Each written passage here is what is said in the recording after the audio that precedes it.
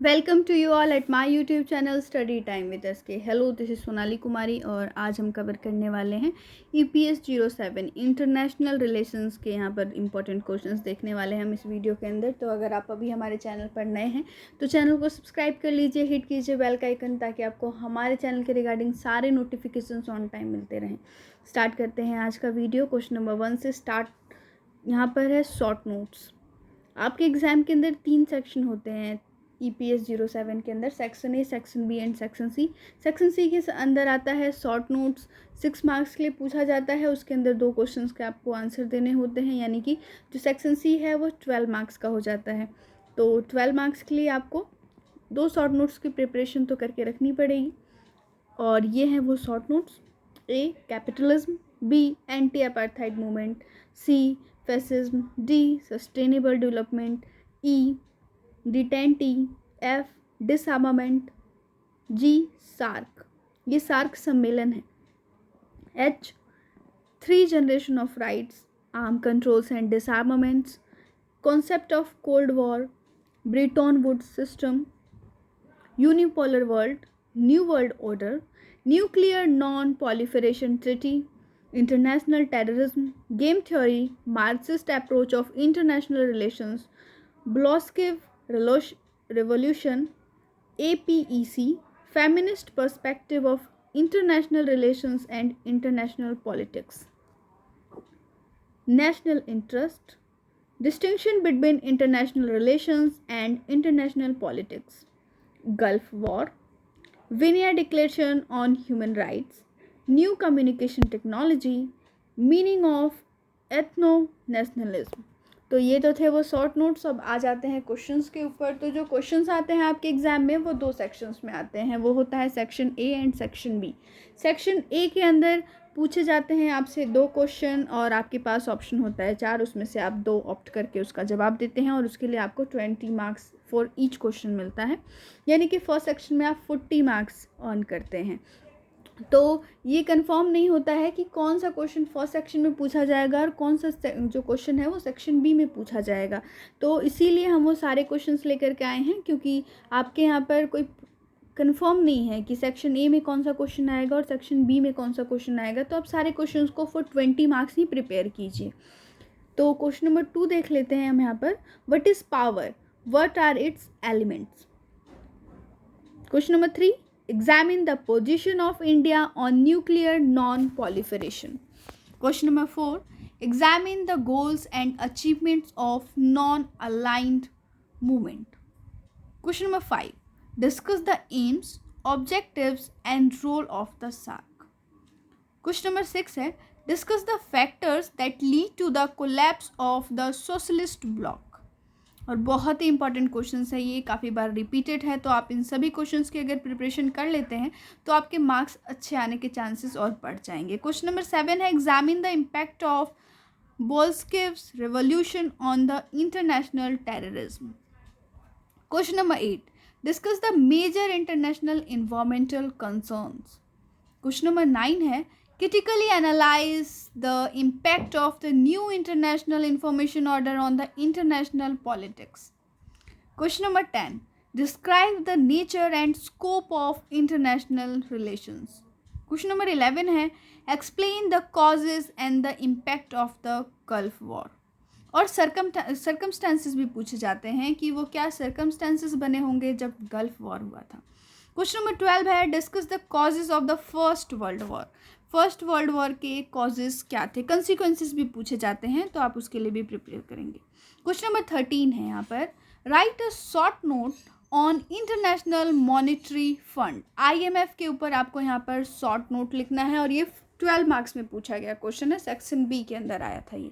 Question number 14 है, examine the meaning of ethno nationalism and the source of ethno national conflicts on the post-war years. Question number 15 है यहाँ पर, explain India's position on reconstruction of UN system. Question number 16, what is Cold War? What factors contributed to the beginning of the Cold War. एक और चीज़ कि ये international politics है, international relation के बारे में आप पढ़ते हैं EPS 07 के अंदर। तो जब आप अपना आंसर लिखेंगे तो जो आंसर का व्यवहार होना चाहिए, हम उसे व्यवहार कहते हैं, यानी कि जो लिखने का तरीका है आपका आंसर का, वो बिल्कुल सटीक होना चाहिए। जिस तरीके का क्वेश्चन पूछा गया है आप उसी तरीके के आंसर देंगे, क्योंकि ये इंटरनेशनल रिलेशंस के बारे में आप यहाँ पर पढ़ाई कर रहे हैं। चलिए आगे बढ़ जाते हैं क्वेश्चन नंबर 17 की तरफ। How was peace established after World War second. Explain कीजिए कि किस तरीके से शांति स्थापित की गई थी विश्व युद्ध 2 के बाद। उसे आपको यहाँ पर एक्सप्लेन करना है 12 मार्क्स के लिए। आगे बढ़ जाते हैं क्वेश्चन नंबर 18 की तरफ। Analyse the impact of communication technologies on the international politics. Question number 19 है, what is colonialism, how does it differ from the neo colonialism. Question number 20 है, write an essay on the inter relationship of sustainable human development and environment.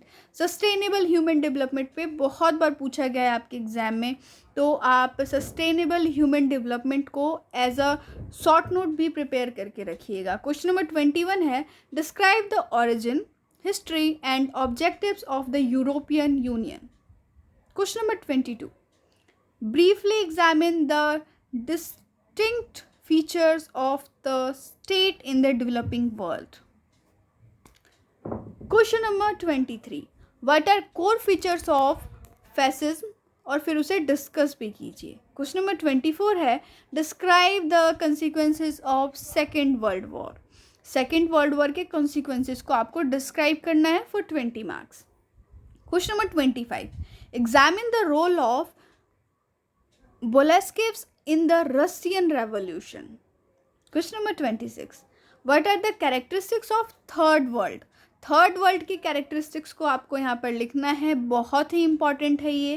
Question number 27 पे आते हैं, discuss briefly the rational of डिसआर्मामेंट। डिसआर्मामेंट के rational को यहाँ पर आपको briefly discuss करना है 12 मार्क्स के लिए। क्वेश्चन नंबर 28 है, trace the evolution and identify the feature of the modern state system. Question number 29, examine the major challenges to human right in international politics. Human right से संबंधित बहुत सारे प्रश्न आपके एग्जाम में पूछे जाते हैं। एक क्वेश्चन ये भी पूछा जाता है कि इंडिया के अंदर कौन कौन से राइट्स आपको दिए गए हैं। तो कॉन्स्टिट्यूशन के हिसाब से, संविधान के अकॉर्डिंग आपके पास 6 अधिकार हैं, संवैधानिक अधिकार जो होते हैं। As a citizen of India we have 6 rights.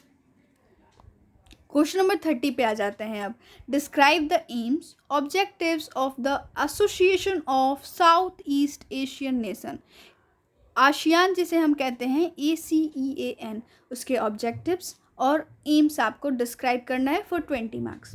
Question number 31 है, explain the international measures to prevent terrorism. Terrorism को, टेरर को कहे तो उसे प्रिवेंट करने के लिए इंटरनेशनली क्या मेजर्स अपनाए गए हैं।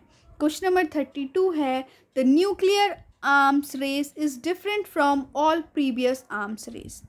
जो आजकल सभी देश जो है वो न्यूक्लियर आर्म्स को चाहता है, सभी देश ये चाहते हैं कि उनके पास ज़्यादा से ज़्यादा न्यूक्लियर वेपन्स हो। तो ये किस तरीके से भिन्न है पहले वाले आर्म्स रेस से, ये आपको यहाँ पर कमेंट करना है इसके ऊपर। Question number 33, examine the major milestones in the development of human rights. Human right के डेवलपमेंट में मेजर माइलस्टोन क्या है उसे आपको एग्जामिन करना है और यहाँ पर बहुत ही अच्छे से एक्सप्लेन भी करना होगा। क्वेश्चन नंबर 34 है, write an essay on game theory. Game theory पे आपको एक ऐसे लिखना है यहाँ पर 20 मार्क्स के लिए। क्वेश्चन नंबर 35 है, व्हाट इज़ ग्लोबलाइजेशन। वैश्वीकरण जिसे हम कहते हैं हिंदी में, तो वैश्वीकरण क्या है, ग्लोबलाइजेशन, इसे आपको एक्सप्लेन करना है। ये इकोनॉमी में क्या होता है, फिर कौन सी एजेंसी है जो ग्लोबलाइजेशन को मॉनिटर करती है। वर्ल्ड ट्रेड ऑर्गेनाइजेशन के बारे में भी शॉर्ट नोट लिखने के लिए आपके एग्जाम में पूछा जाता है। तो ये तो थे वो एक्स्ट्रा छोटे छोटे पॉइंट्स जो हम आपको बीच बीच में बता रहे थे इस वीडियो के दौरान। तो ये तो थे 35 इंपॉर्टेंट क्वेश्चंस जो हम लेकर के आए थे EPS 07 के रिगार्डिंग। EPS 03 का वीडियो भी हमारे चैनल पे अवेलेबल है, तो अगर अभी तक आपने हमारे उस वीडियो को नहीं देखा है तो हमारे चैनल पे जाकर के आप देख सकते हैं। वैसे मैं इस वीडियो के डिस्क्रिप्शन लिंक्स में भी उसका लिंक, उस वीडियो का लिंक डाल दूँगी। तब तक के लिए स्टे ट्यून। जय हिंद, जय भारत।